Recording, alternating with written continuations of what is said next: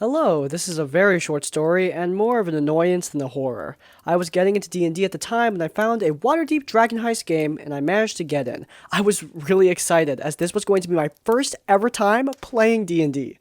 I joined the game with my character at the ready and waited for the DM and the other players. We kept waiting for nearly an hour, but the DM didn't show. Eventually, a player said the DM wasn't coming. That apparently he wasn't actually running the campaign, just posting that he was running and then never showing up to them. We all left, and I felt really disappointed. I have a singular and quite pertinent question for this DM. Why? Why would you do this? That's just horrible.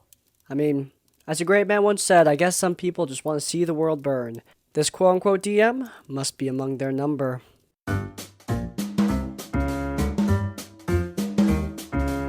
I'm running an online-themed D&D game in the Karatur setting where the characters are monster hunters. We've played from level 1 to 14 over 76 sessions. As a GM of over 45 years, this is a really special campaign for me.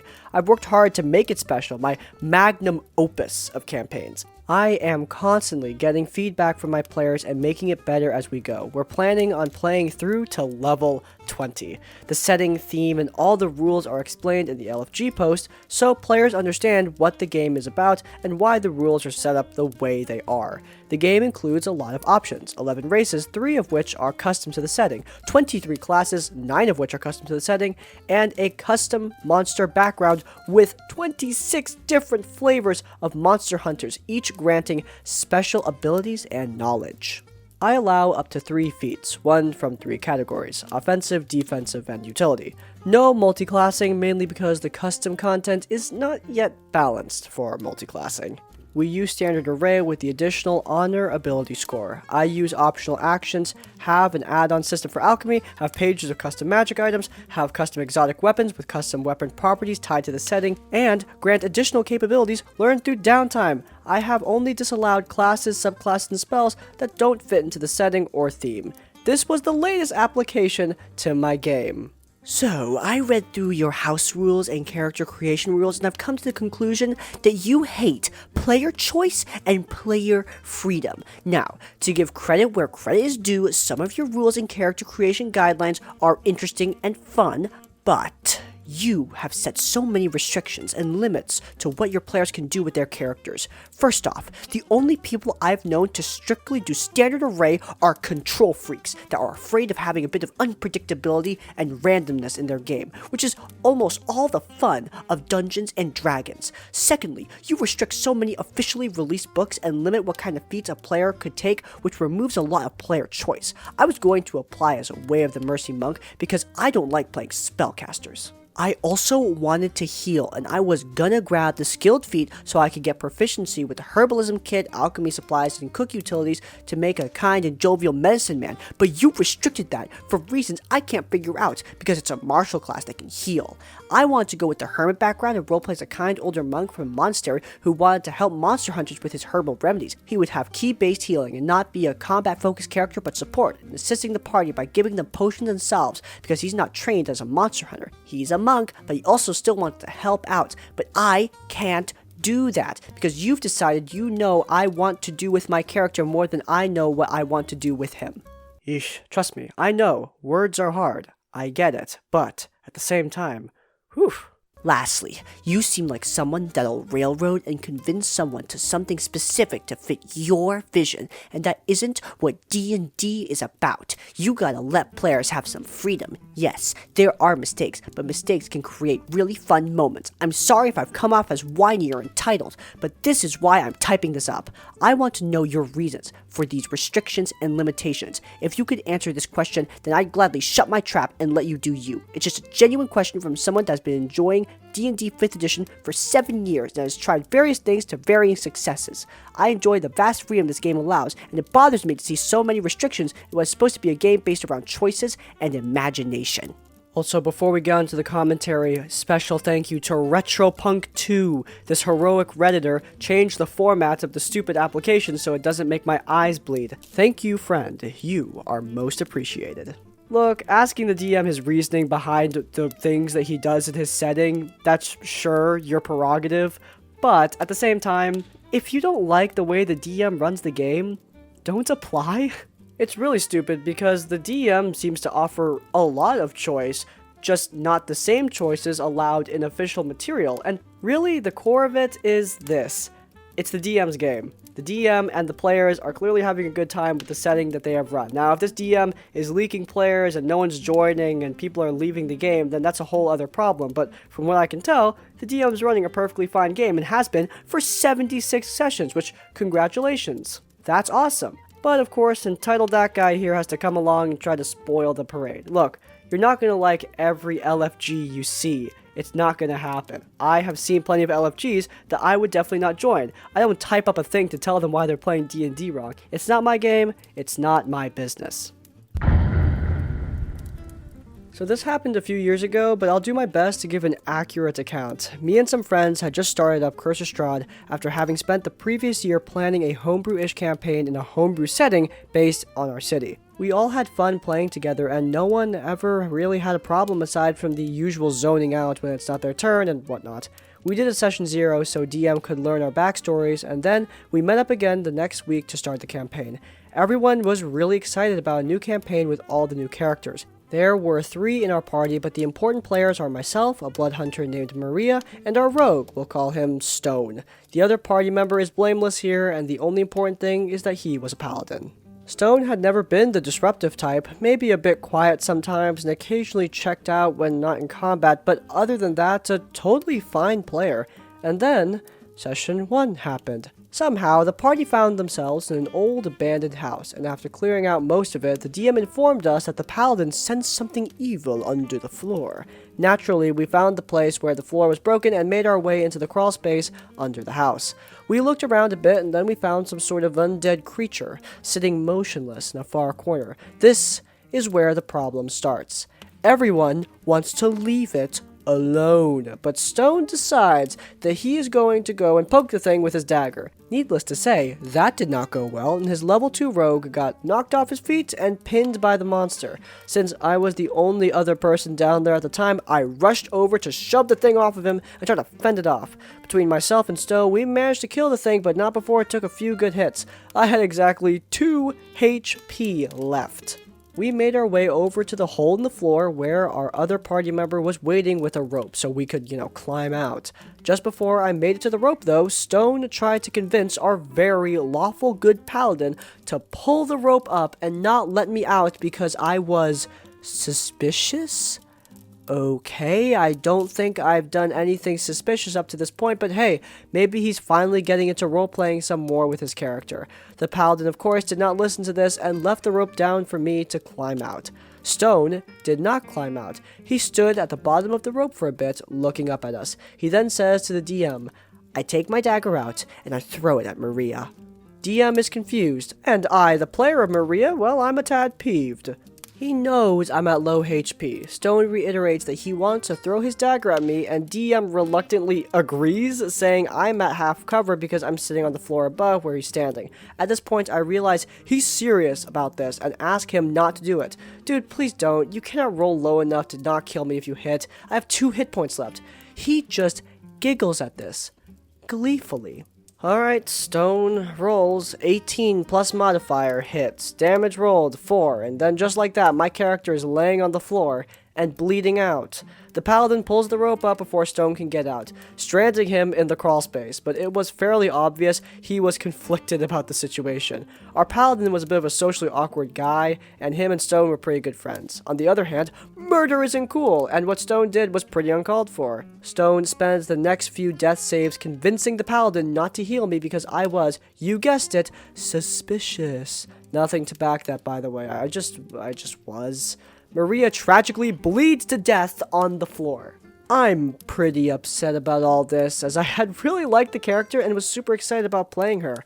We played at mine at the DM's place, so I ended the session there and sent everyone home. Never talked to Stone again, and haven't played D&D with that DM for unrelated reasons. I still play with the Paladin occasionally, and have had a way better, more consistent group now. All's well ends well, but I'll never understand why.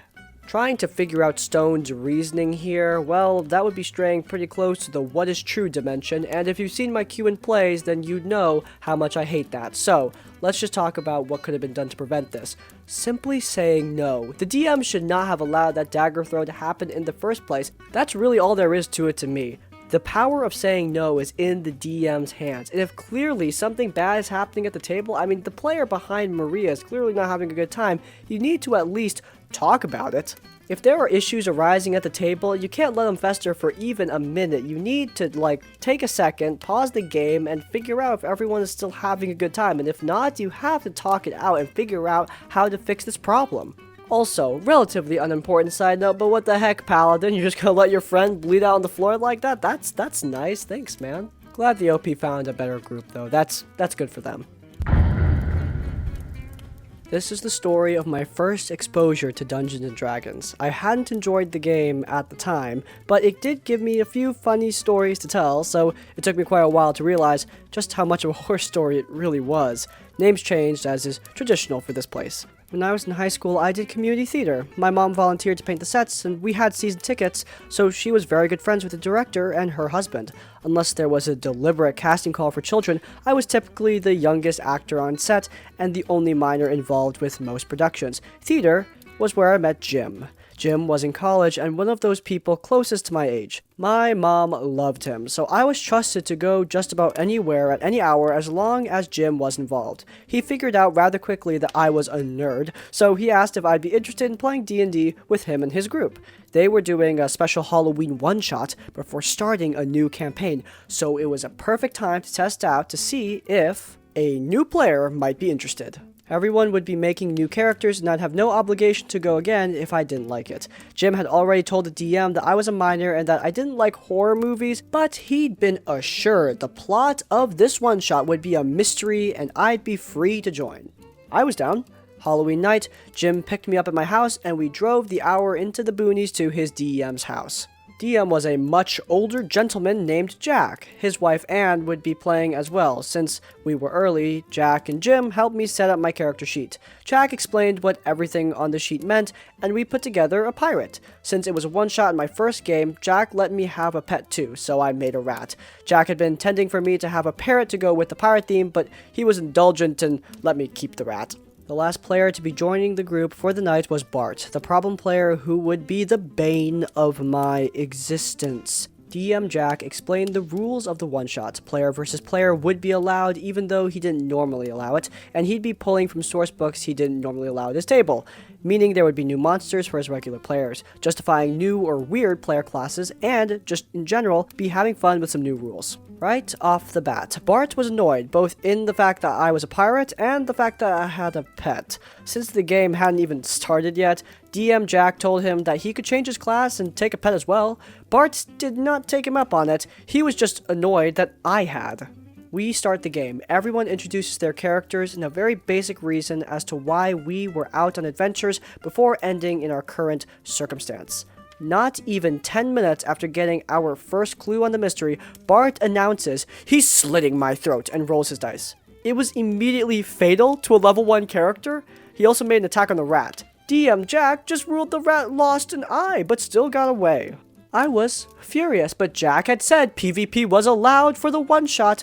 Realizing no one was agreeing with me on it, I bit my tongue and went with Jack into the kitchen to roll a new character. Made a fighter and put as much health into him as I could with the hopes of surviving more than one hit. An hour into the night, we find our first magic item. After some discussion, Jim and Anne agree it'd be best for my fighter. I add it to my sheet. Bart then kills my fighter and adds the item to his sheet. Family friend Jim protests and calls Bart out, says he only killed me because the group didn't give him the magic item. But once again, no one is actually doing anything about Bart killing an ally. I don't even remember what character 3 was, I just let Jim make it because I was no longer invested. The DM's wife, Anne, got a sex scene, so the rest of us were kicked out to the backyard while Jack and Anne role-played it out. Bart commented that the scene must have been more explicit than normal for Jack to ask everyone to leave for it, which told me that them playing out a sex scene at the table must have been at least somewhat expected. Now, as an adult, I think sex scenes should be fade to black, but at 16, I was extremely uncomfortable that this married couple apparently role-played out their sex scenes in front of their friends with enough regularity that it warranted commenting on being odd for the party to be asked to stand outside for it. During our short break of standing outside, I asked family friend Jim if we could just leave yet. Jim immediately went back inside the house. A few minutes later, he came back out with a new character sheet. While he was inside, he made a request of Jack. When everyone came back inside, I would no longer be playing my third character. I'd be playing my first character's pet rat. The rat would be revealed to have necromancer levels and would use his dark powers to bring my pirate character back as a zombie that he'd pilot like a Gundam.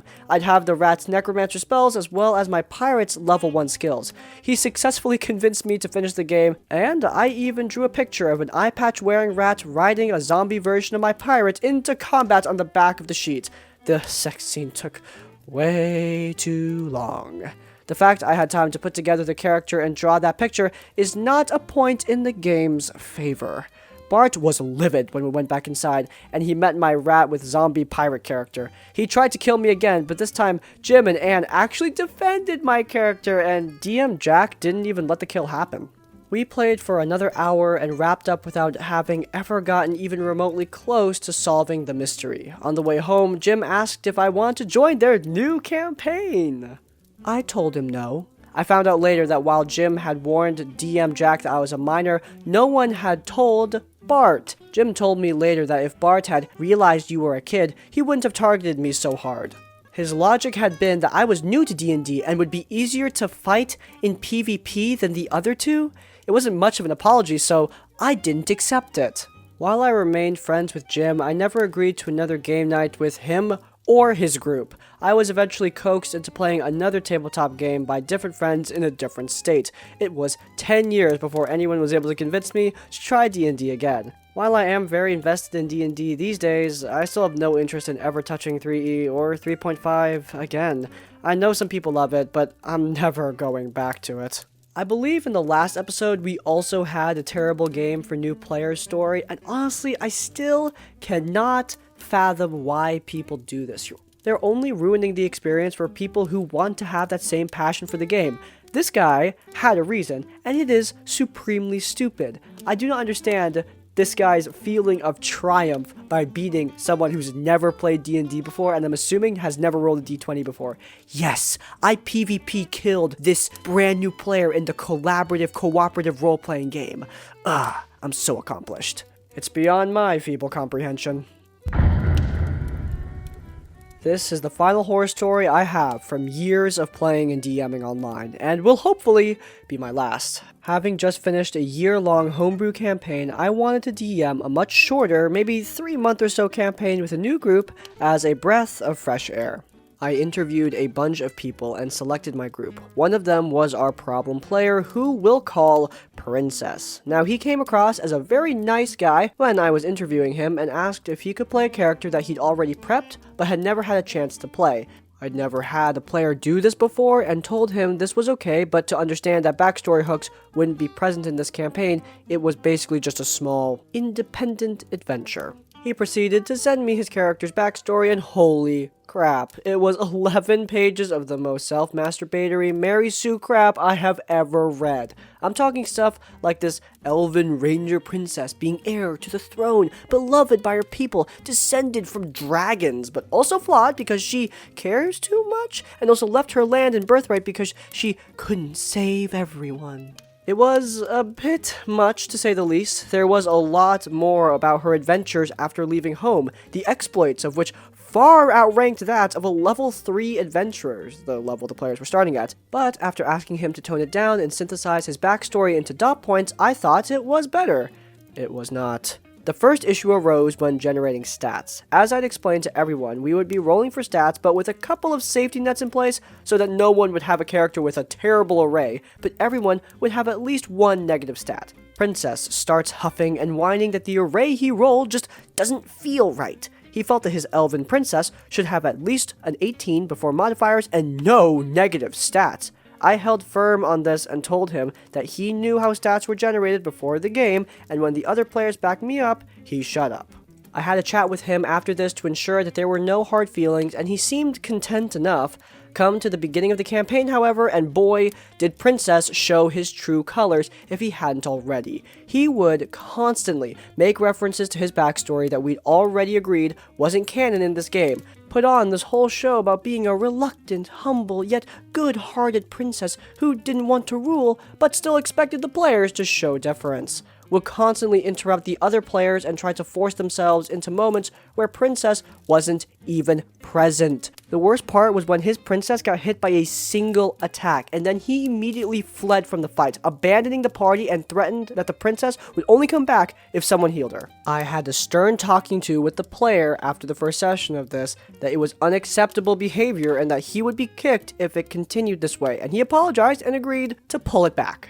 Things went okay until after our 4th session. The next morning, I awoke to find our Discord server filled with pages of text from Princess detailing individual moments from the first 4 sessions we'd had so far, with both screen caps of the Roll20 server and timestamps where he critiqued both myself and the other players. I'm talking stuff like, this NPC initiated conversation with Barbarian first when I'm the one who got the kill, which the NPC wouldn't have known, but alright. Or, I really feel like you all should have roleplayed your characters being a little bit more surprised when I revealed that bit of my backstory about my character, because she really opened up about herself there.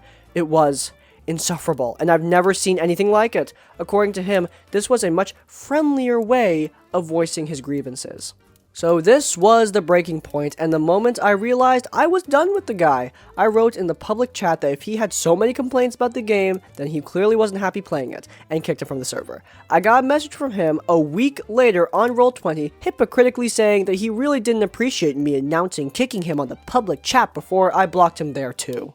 This horror story, as well as playing in a couple of games with other pre-written characters, had really turned me off of them. I won't say all pre-written characters are bad, but from my own experience, I found that players with one tend to be far more interested in playing their character than playing the game, and that there is a high chance they're so attached to the character that they will get incredibly upset if their character experiences any sort of damage or failure/setback. Now, as a forever DM, I have a lot of pre-written characters myself, so yeah, guilty. But this guy's analysis is true. There are many issues with this guy. First and foremost, backstories are not the most important part of making a character interesting in a roleplay heavy game. It's mostly what you do in the actual game that matters. You can make the most elaborate, cool, epic backstory. Doesn't matter if you play the character like a dick, people aren't gonna like them. On top of that, yeah, failure is part of D&D. If somebody responds to failure in a way that's this adverse, I'm gonna be concerned, because D&D is a game with ones on the dice. That means failure is inevitable. Being able to roll with the failings is what makes a cool character and a great player. Traits that this guy ultimately lacked. Alright, and that is going to be all for today's episode of RPG Horror Stories. If you guys enjoyed, then please do leave a like. If you want to see more of my content, then you can check out our Tabletop Tavern Tips series. It's linked in the cards, where we talk about some general tips for both DMs and for players. And while you're there, subscribe to Crispy's Tavern to get more of our content right as it comes out. If you want to leave your own stories or thoughts, go down to the comments down below. If you can't think of a comment, then leave the comment princess to let me know you made it to the end of the video. And that's like, comment, subscribe. I will see you all next time. Farewell.